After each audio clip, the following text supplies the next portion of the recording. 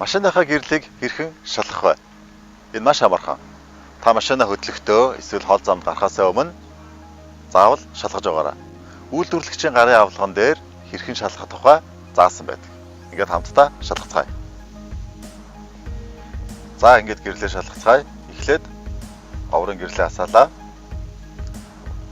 Дараа нь ойрын гэрлээ асааж болно.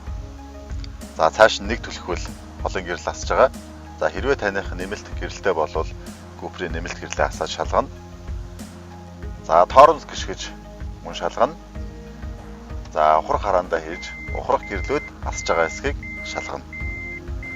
За хамгийн сүүлд нь дохиогоо баруун болон зүүн тийш нөгж шалгаж болох юм. Баярлалаа.